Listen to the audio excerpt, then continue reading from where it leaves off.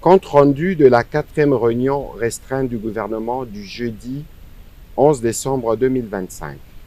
Le président de la République, chef de l'État, a présidé ce jeudi 11 décembre 2025 à la Cité de l'Union africaine, conformément à l'article 54 de l'ordonnance 24/88 du 11 octobre 2024 portant organisation et fonctionnement du gouvernement, modalités de collaboration entre le président de la République, le gouvernement ainsi qu'entre les membres du gouvernement, la 4e réunion restreinte du gouvernement. 3 points étaient inscrits à l'ordre du jour. 1. Communication du président de la République, chef de l'État. 2. Points d'information. 3. Examen et adoption de textes. Au chapitre 1 du Conseil de ministres de ce jour, le président de la République avait un point unique dans sa communication. Il s'agit de l'aggravation de la situation sécuritaire dans l'Est du pays. Le 4 décembre 2025, la République démocratique du Congo et la République du Rwanda ont signé à Washington DC un accord de paix historique, fruit d'efforts diplomatiques soutenus et porteur d'un espoir légitime pour mettre un terme définitif au cycle de violence qui endeuille notre nation depuis plus de 3 décennies. Cet accord engageait les parties à cesser immédiatement les hostilités, à favoriser la désescalade et à ouvrir la voie à une stabilité durable dans notre région.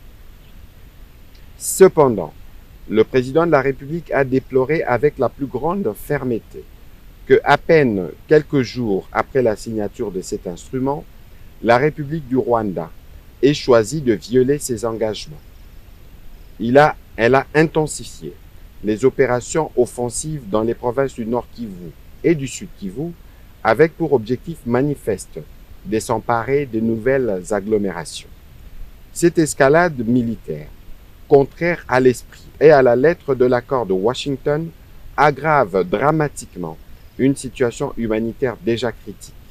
Pertes en vies humaines, déplacements massifs, destruction d'infrastructures, traumatisme collectif et précarisation accrue de populations déjà fragilisées. Face à cette nouvelle provocation, le président de la République en a appelé à la responsabilité et à la vigilance de toutes les institutions de la République. Il a invité le gouvernement, sous la coordination de Madame la Première ministre, à travers le vice-premier ministre, ministre de l'Intérieur, Sécurité et Décentralisation, ainsi que le vice-premier ministre, ministre de la Défense nationale et ancien combattant, à demeurer pleinement mobilisés. Il a également invité l'ensemble de nos forces de défense et de sécurité à maintenir le niveau d'alerte requis pour faire face à cette énième agression et protéger l'intégrité territoriale de notre pays.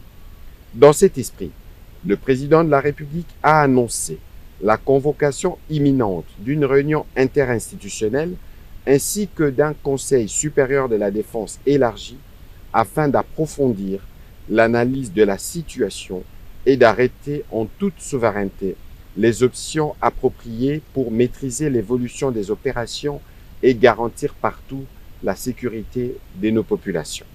Au deuxième chapitre du Conseil restreint de ce jour, relatif aux points d'information, un seul point d'information, les chefs d'état-major général de forces armées de la République démocratique du Congo, spécialement invité à cette réunion, a fait le point de la situation sécuritaire sur les différents terrains opérationnels.